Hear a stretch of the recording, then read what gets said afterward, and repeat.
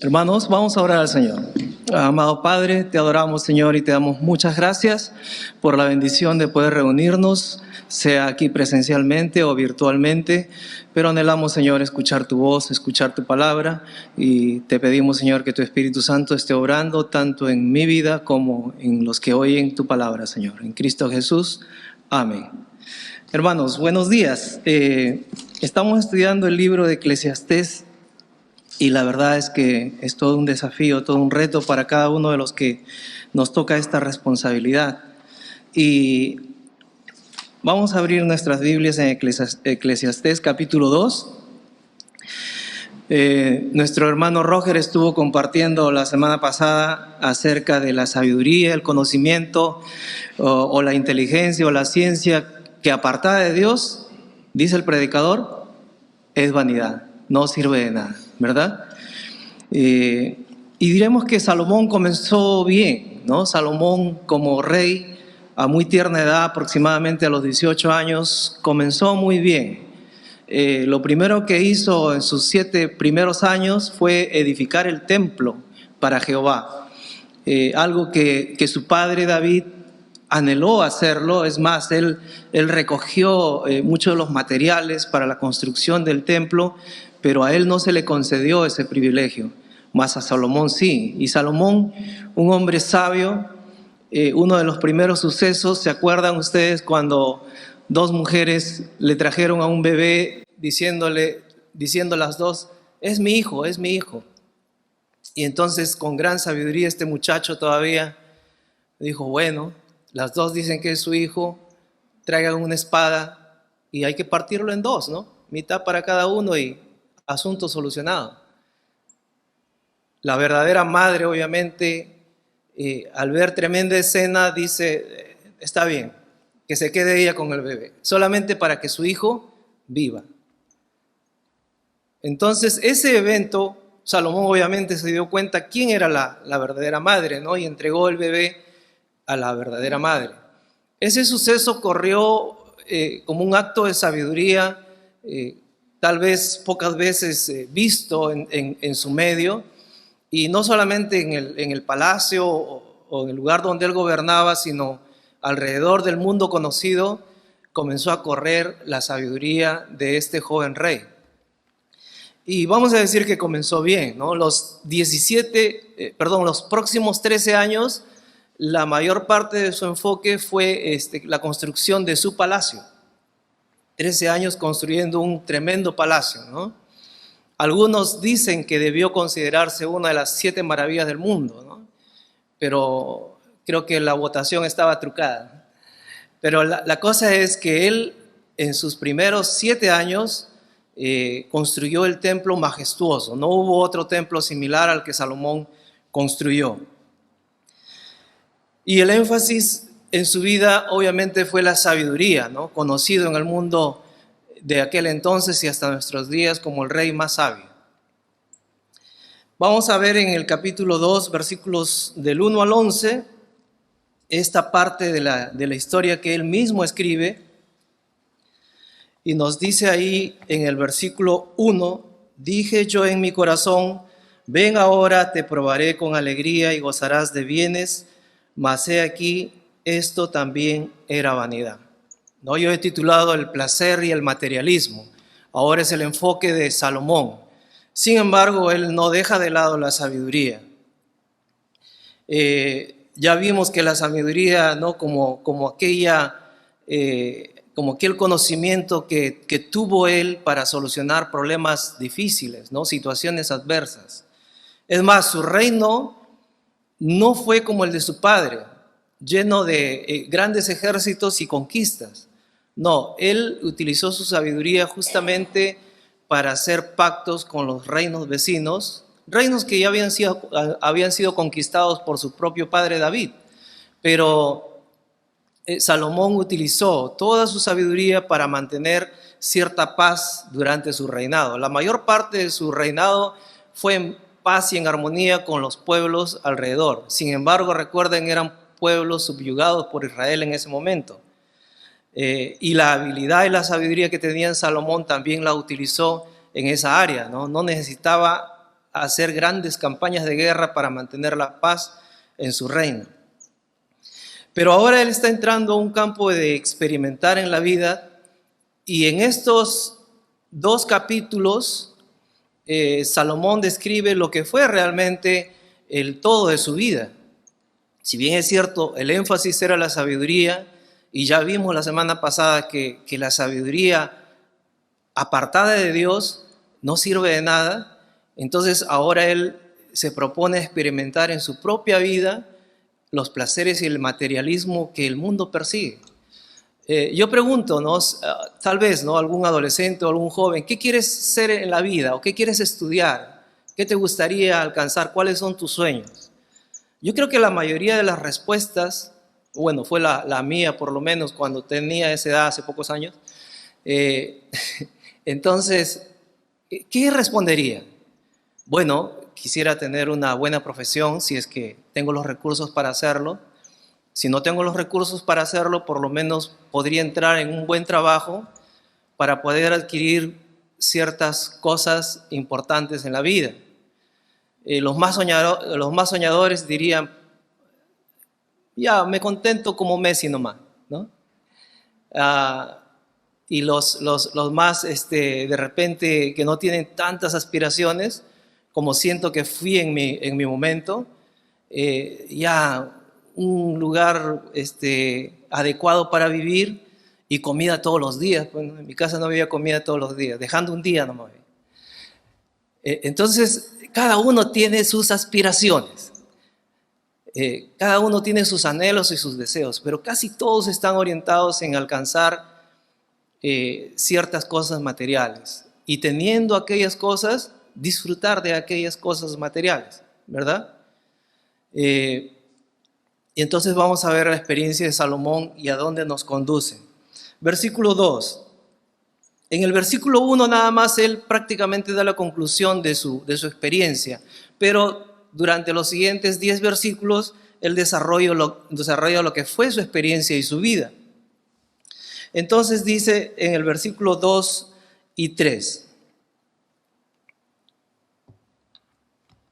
Perdón, me salté a un detalle que creo que es importante. Miren el versículo 3 en la parte B.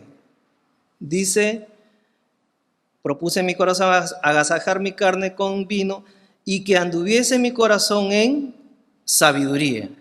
¿Ya? O sea, él comienza a tener una experiencia en cuanto a su vida en placeres y materialismo, pero quiero rescatar ahí que él trata de mantener la sabiduría. Y en el versículo, al final del versículo 3 nos dice, con retención de la necedad hasta ver cuál fuese el bien de los hijos de los hombres en el cual se ocuparan debajo del sol, del cielo, ¿no? Entonces aquí quiero enfatizar, primero, que conservó su sabiduría. Segundo, que es su experiencia entre los hijos de los hombres, del enfoque de los hijos de los hombres, es decir, sin Dios. O sea, como el mundo vive, ese es el enfoque, esa es la experiencia, manteniendo su sabiduría y corriendo como el mundo corre. Y al final, en el versículo 10, en la segunda parte nos dice, ni aparté mi corazón de placer alguno, porque mi corazón gozó de todo mi trabajo, ¿no? Entonces el énfasis aquí es que todo lo que experimentó fue producto de su trabajo, ¿no? Ya hemos visto el enfoque del trabajo anteriormente, pero son 3 detalles que quiero recalcar, ¿no? A lo largo del tema ya vamos a desarrollar. Pero el énfasis es, conservó su sabiduría, es lo que hace el mundo en general, los hijos de los hombres, sin Dios. Y por último, es producto de su trabajo, o sea, algo lícito, ¿no? Algo lícito. Él hizo una gran fortuna, pero todo fue de manera lícita. Ahora sí, miremos, en el versículo 2, nos dice, a la risa dije, enloqueces, y al placer, ¿de qué sirve esto? 2 cosas aquí en su experiencia. Llegó un punto después, calculo yo, de esos 7 años donde él estuvo enfocado en construir el templo para Jehová, con el propósito que ya conocemos de lo que significaba el templo, él dice en su corazón, pues vamos a agasajar la carne. Y comienza aquí, dice, a la risa. Y yo entiendo por la risa esos momentos alegres que todo el mundo busca, ¿no? Nos gusta estar en lugares donde podemos alegrarnos, donde podemos reír. Lo que llamaríamos en nuestro tiempo el vacilón, la chacota, el estar contento, aunque sea por un momento. Y él tuvo los recursos y la capacidad para disfrutar de esos pequeños momentos. Entonces, Salomón dice, a ver, los hombres están buscando esto, a ver, voy a experimentar, ¿no? Y seguro tenía la capacidad financiera para traer a los mejores, qué sé yo, payasos del momento, contadores de chistes, contrató ¿a quién? A Melcochita, Chato Barraza, todos ellos que le sacaran una sonrisa, ¿sí? O todo aquello que produzca la alegría del momento. Pero ¿qué le dice a la risa? Enloqueces. Miren, yo ahora vivo, como saben, ¿no? Donde crecí es un barrio. Y nosotros hemos crecido en las calles y nos gustaba estar así, ¿no? En grupos pequeños, en las esquinas, conversando, dialogando. Nuestros tiempos libres, entre comillas, los matábamos así, ¿no? Riéndonos, burlándonos de otro, y eso como que nos satisfacía. Lamentablemente el barrio ha cambiado y ya no se puede hacer eso. Considerábamos que somos, bueno, gente de bien, que estudiantes, trabajadores, pero ahora mi barrio ha sido tomado prácticamente por la delincuencia, ¿no? O sea, si tú quieres visitarme necesitas salvoconducto, necesitas avisarme con tiempo y ya puedes ir con tu carro y dejarlo ahí, pagas tu peaje y todo y entras. La verdad es que se ha convertido en un sitio bastante movido y peligroso. Pero sí se puede visitar, hay una norma en el barrio, ¿no? Al vecino no se le roba, ¿no? Entonces, pero a veces nos enloquece a nosotros, porque todo el día están con el volumen alto, con esta actitud de sacar risas de la burla, y a eso le han añadido la droga, ¿no? Porque la droga obviamente te conduce a un estado así de risa permanente, ¿no? Y piensas que la vida es eso, que la vida es la chacota, la diversión, y jóvenes entre los 15, 16 años hasta los 30, 35 años, ahí están perdiendo su vida. Muchos de ellos terminan asesinados. Muchos de ellos, no son pocos, son muchos. Y su media en cuanto a la edad, yo pienso que no pasa de los 30 o 40 años, ¿no? Jovencitos nada más se meten en el mundo de las drogas y por lo tanto en la delincuencia y terminan así. Entonces Salomón, el rey sabio, él ha experimentado en su vida estos momentos, segmentos de risa. Más adelante vamos a ver cómo se entretenía Salomón. Y resulta que miren, Salomón está escribiendo aquí casi al final de sus días. Él vivió 60 años nomás. Algunos dicen que murió de viejo, yo no estoy de acuerdo. 60 años no es viejo, ¿no? Él mira hacia atrás y saca su conclusión y le dice a la risa, ¿qué le dice? Enloqueces. Enloqueces. O sea, vivir así solamente es una vida de locos. Y yo miro por mi ventana y veo a estos muchachos, a estos jóvenes y enloquecen. O sea, me gustaría bajar y decirles, miren chicos, reflexionen su vida, no es solamente aquí todos los días tomando, entre comillas, divirtiéndose, riéndose de todo, hasta del perro que pasó, de la vecina que se cayó, se ríen de todo. Y Salomón dice, enloqueces. Después nos dice, el placer. ¿Qué le dice al placer? ¿De qué sirve esto? ¿No? Y Salomón sí que disfrutó de ciertos placeres carnales. ¿Se acuerdan ahí cuántas esposas, cuántas mujeres tenía? 1000 mujeres. Ya si con una nomás es un gran problema, ¿qué será con 1000? ¿No? Está escuchando a mi esposa. Pero el énfasis aquí es la satisfacción sexual, ¿no? El énfasis de la cantidad de mujeres que Salomón tenía estaba enfocado en, bueno, el mundo persigue esto, ¿no?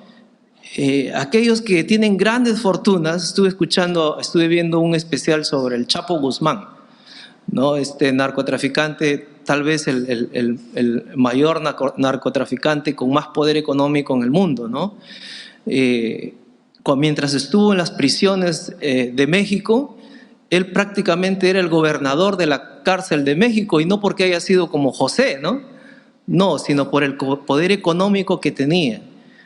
Se dice que la cantidad de droga que pasaba a los Estados Unidos a veces podía llegar a costar un promedio de 3,000 millones de dólares mensuales, ¿no? Entonces tenía dinero, no se sabe cuánto es la fortuna que amasó, porque casi todo el dinero que ellos manejan no está en bancos, obviamente, está en efectivo, en bóvedas, escondidos.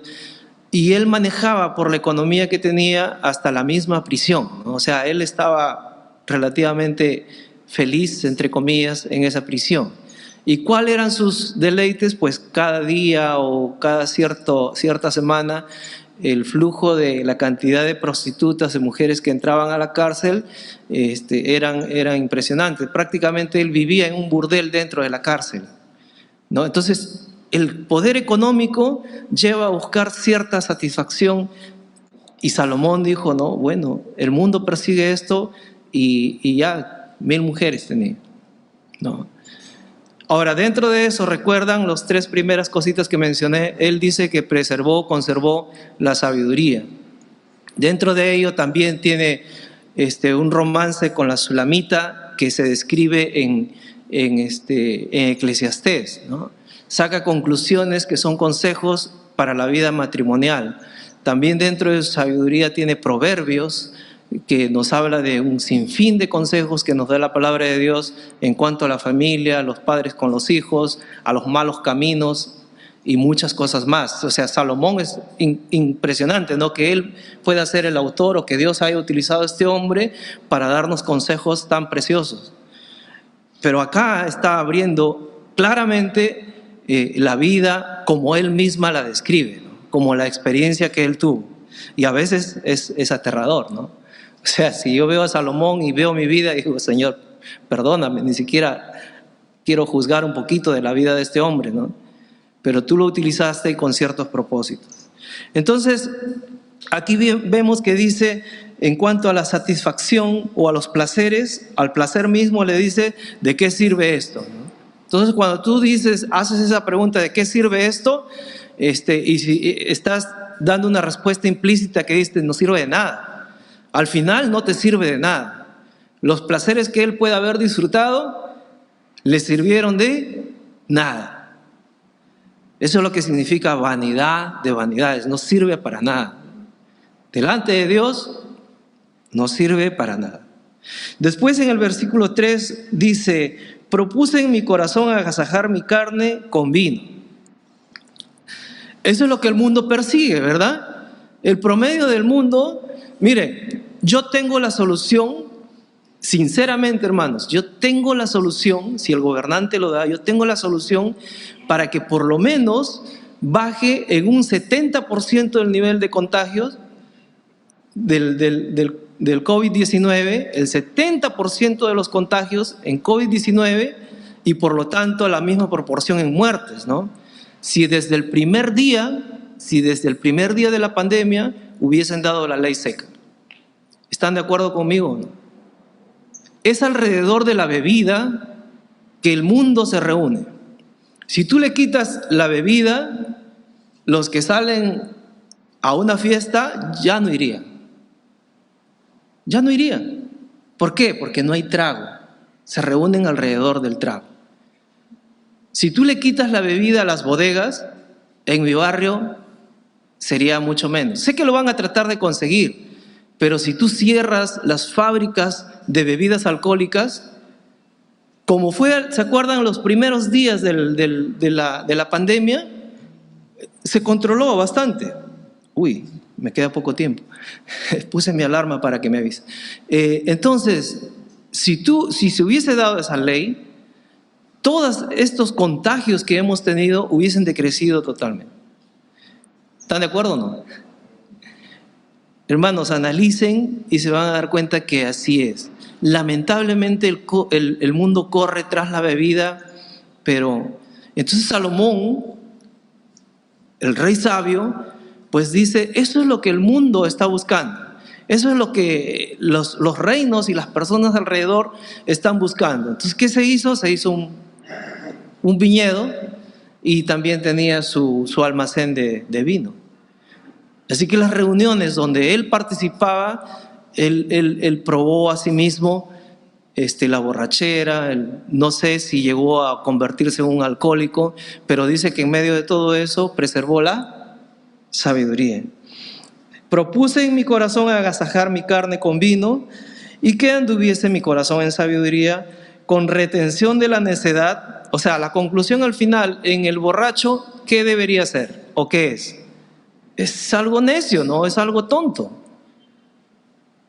Es más, en mi adolescencia, en mi juventud, corriendo como el mundo corre, dije, a ver, como Salomón, ¿no? A ver, voy a probar la cerveza. Y la probé y honestamente me sabía orines. De verdad, me daba esa sensación. Y yo decía que esto es lo que mis amigos tanto, ellos no, entre los adolescentes se corría esto. Vamos, ¿quién es el más valiente? ¿Quién es el que prueba primero, no? Y por ahí a los 13 años, por ahí algunos, yo dejé, no era creyente todavía, pero como a los 14 años, todos mis amigos ya no andaban con su, así dije, vamos a probar, pues. Y me sabió a eso. Y es más, como vengo de un contexto de un padre alcohólico, yo detestaba el olor de la persona que ha consumido alcohol. Detestaba esa sensación, pero tenía que correr con la mancha, con el grupo. Y al probarlo tuve esa sensación. Y Salomón, miren, se tardó tantos años, pero al final su sabiduría le lleva a decir con retención de la necedad, o sea, está implícito que es algo necio, el darse al vino, el darse al trago, el darse a la bebida, ¿no? Y después nos dice al final, hasta ver cuál fuese el bien de los hijos de los hombres, en el cual se ocuparan debajo del cielo todos los días de su vida. Y es así, todos los días de su vida. Ya, yo digo, ya no den ley seca para todos los días, pero por lo menos de lunes a viernes, pues dejen trabajar, ¿no? Y ya si quieren festejar, festejen ya los fines de semana. No, pero es todos los días. El mundo corre tras la bebida todos los días. Salomón dice, este está lleno de necedad. En medio de todo ello, Salomón conservó su sabiduría. Y en el versículo 10 dice, nos salteamos un poquito y dice, no negué a mis ojos ninguna cosa que desearan, ni aparté mi corazón de placer alguno, porque mi corazón gozó de todo mi trabajo y esta fue mi parte en toda mi faena. No negué a mis ojos ninguna cosa que deseara. Y esa es la otra experiencia del mundo, lo visual, especialmente en los varones, pero también en las mujeres. En realidad corremos tras lo que nuestros ojos ven. Y el hecho de disfrutar del placer con 1000 mujeres, pero no solamente eso le satisfacía o le satisface al mundo, sino también lo visual. Y para eso pues tenemos un sinfín de ejemplos, ¿no? Desde la pornografía en el internet, hasta aquellas cosas que nos atraen, como el caso de la mujercita, las ofertas, ¿no? Si tú pones ofertas para las mujeres, cuando voy mi esposa me va a matar en la casa, pero cuando estamos caminando por el mall y dice ofertas, está de la mano así y siento que mi mano se queda atrás. ¿Qué? Avanza, amor. No, oferta ya. Los ojos, ¿no? Aquellos que nos da placer, aquello que nos atrae. Y Salomón dice que él no negó sus ojos. Él no negó sus ojos. Él dio rienda suelta a sus ojos. ¿Qué tal Salomón? No se parece a cada uno de nosotros. Y para ello también contrató, ¿no?, espectáculos particulares, ¿no?, espectáculos de los mejores que había en su momento, ¿no? Eso lo vamos a ver en el otro segmento porque tengo que avanzar. Ahora, ¿en qué consistía el materialismo de Salomón? Ya vimos un poquito qué placeres experimentó Salomón y ahora vamos a ver cuál es el materialismo que disfrutó o que experimentó Salomón. Y eso vamos a leerlo del versículo 4 hasta el 9. Dice: engrandecí mis obras, edifiqué para mí casas, planté para mí viñas, me hice huertos y jardines, planté en ellos árboles de todo fruto, me hice estanques de agua para regar de ellos el bosque donde crecían los árboles, compré siervos y siervas y tuve nacidos en casa.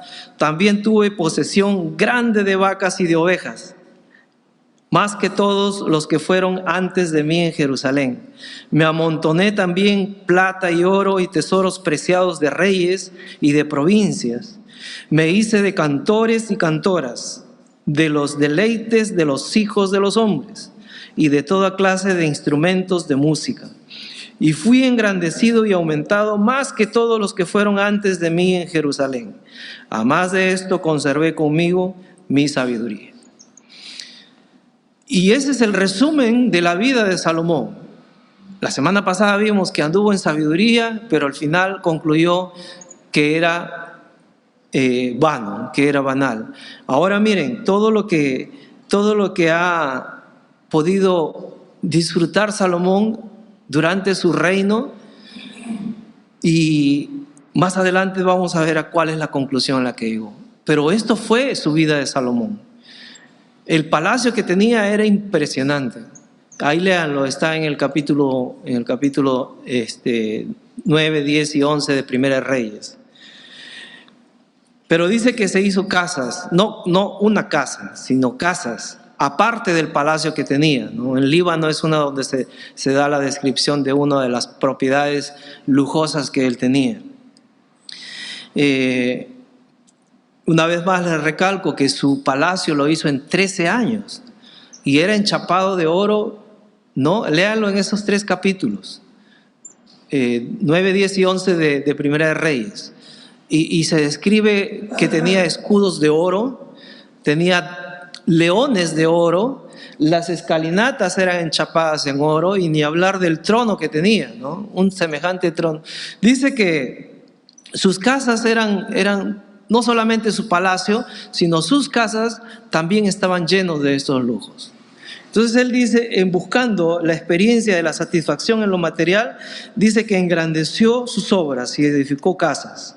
También dice que hizo huertos, no solamente que le rindan los frutos anhelados, apreciados, lo delicioso sino que también para preservarlo ello hizo sistemas de irrigación, cosas inteligentes, ¿no?, capaz de asombrar a cualquiera que lo visite. Y también dice que tuvo muchos sirvientes y mucho ganado. Yo quiero ganado, vendo carne, ¿no? Pero uno sabe lo que significa el tener ganado.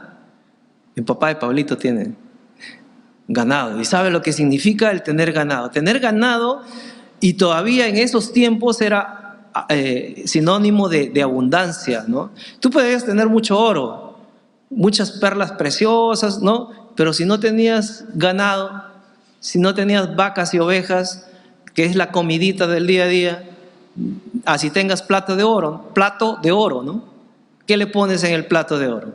Si no le pones buen bistec, no pasa nada, ¿no? Si es solamente lentejas. Entonces el tener ganado en ese tiempo, eso era sinónimo de riqueza, y Salomón lo tenía. ¿Qué más dice que tenía? Tesoros y lujos. Se dice que la renta que recibía anualmente eran 666,000 talentos de oro. Eso equivale a 25 toneladas de oro. ¿Saben cuánto es 25 toneladas de oro? Imagínense a un tráiler allá afuera con toda su carrocería así. Un tráiler, ¿sí? ¿Conocen un tráiler, no? Eso es más o menos 22 toneladas por año, ¿no? Él reinó 40 años, multipliquen eso. Yo he calculado en dólares, y eso es más o menos, solamente en la reserva de oro, o la cantidad de oro que tenía, es casi la mitad de la fortuna del hombre más rico de la tierra, ¿no? Que está ahora por encima de Bill Gates y el dueño de Amazon, que son los hombres más ricos de la tierra. O sea, él solamente en el tributo anual en oro, en reservas de oro, él tenía la mitad de la fortuna de ellos actualmente. Pero si a eso le sumas los intereses, no, porque ellos están bancarizados, no tienen ventaja sobre Salomón. No habían bancos de ese tipo en ese tiempo. Pero si multiplicas todo, fácil, Salomón en nuestros días sería el hombre más rico de la tierra. Fácil, de lejos. Eso es aparte de los tributos que los reyes daban. Eso es tal vez lo que sacaban de sus minas, de sus propiedades.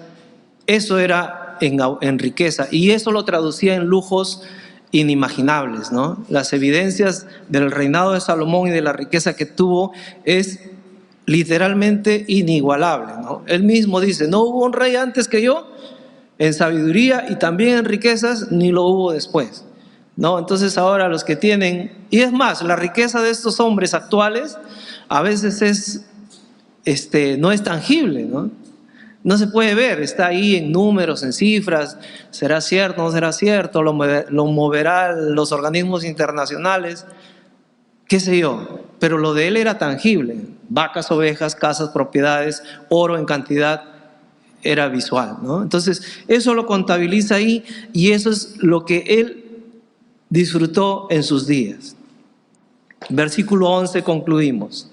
Miré yo luego todas las obras que habían hecho mis manos y el trabajo que tomé para hacerlas. Y he aquí, todo era vanidad y aflicción de espíritu y sin provecho debajo del sol.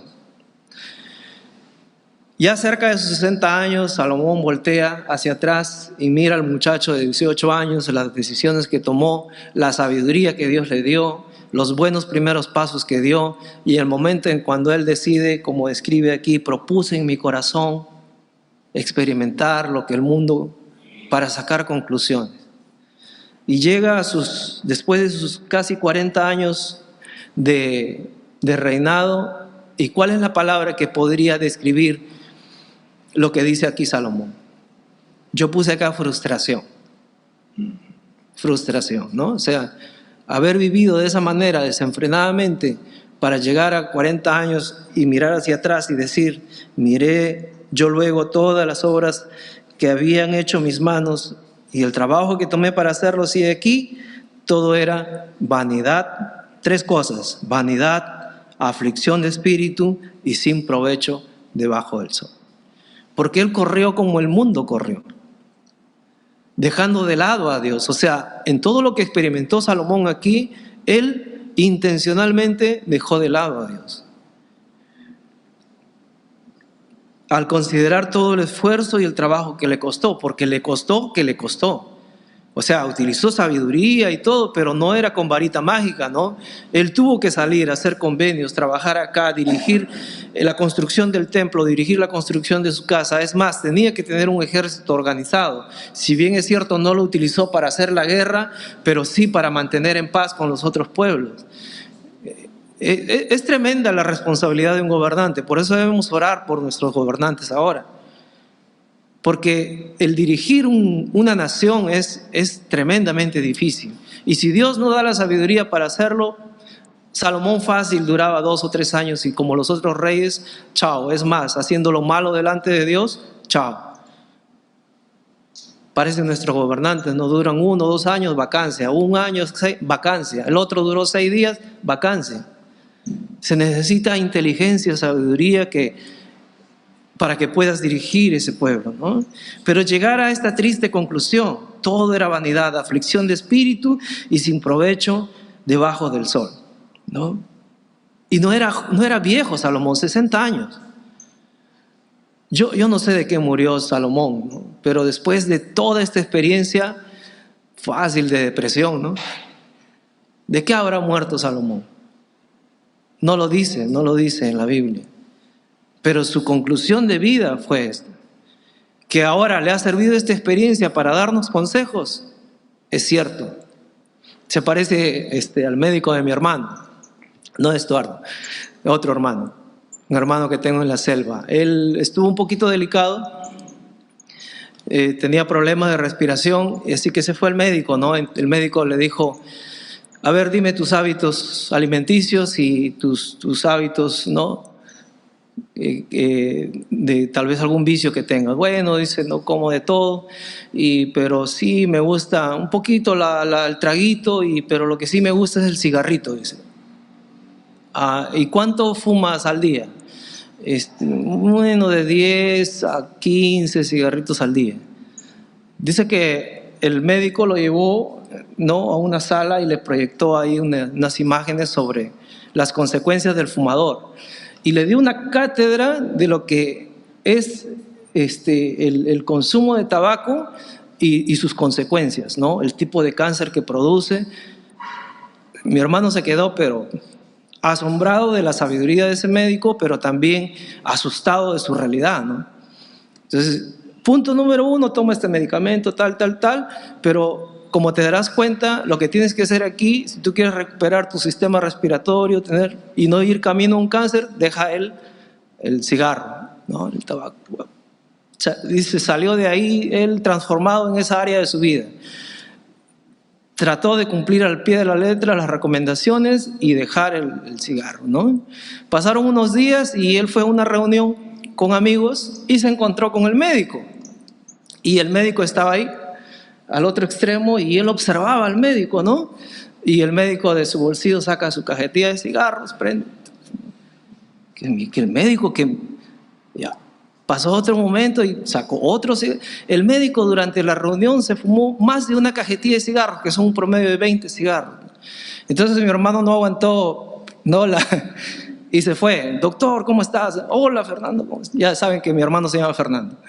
Y le dice: doctor, pero usted me aconsejó y esto, y le estaba observando y usted va como 20.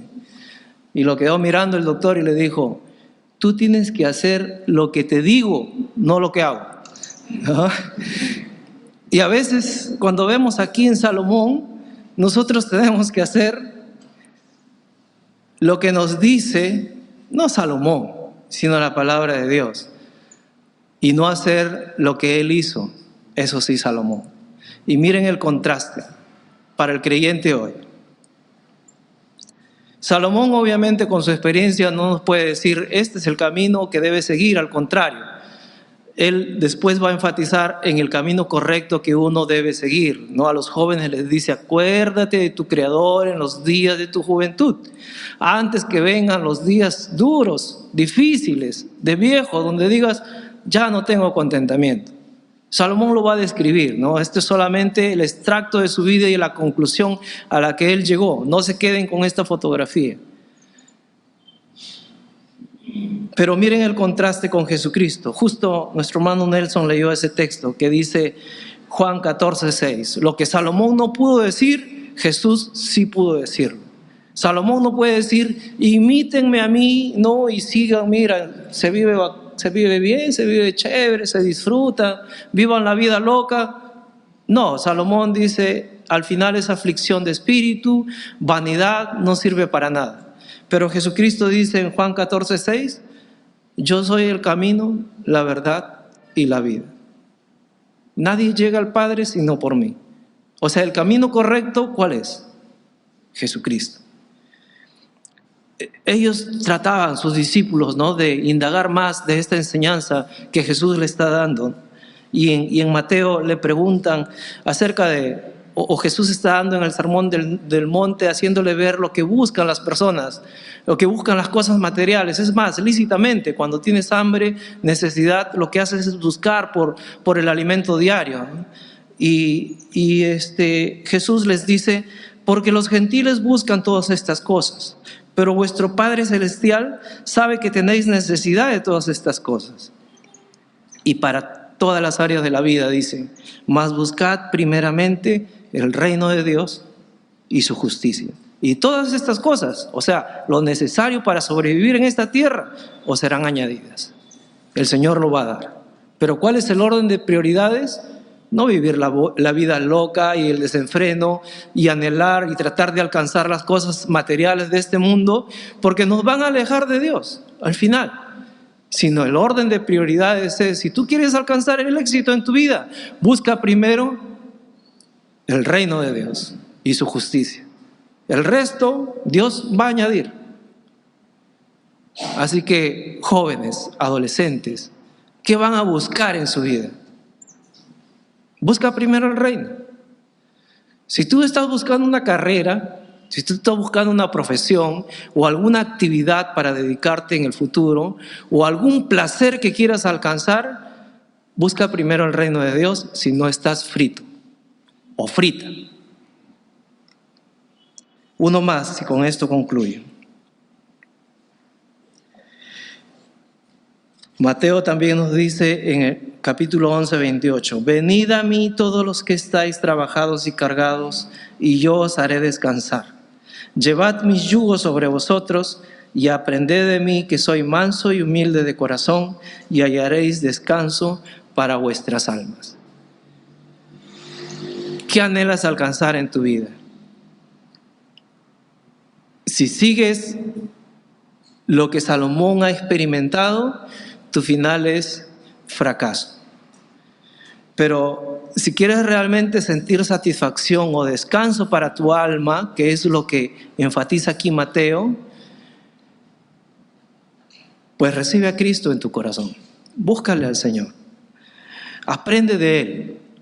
Aprende de su carácter una vez que le recibes.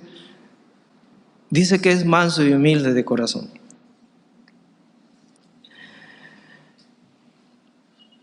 Los discípulos de Jesús estuvieron reunidos casi al final de sus días, ¿no? En una de las cenas o de las reuniones que tenían, ¿no? Y dos de ellos le dijeron, Señor, que en tu reino pues nos sentemos uno a tu izquierda y uno a tu derecha. ¿Se acuerdan de ese momento?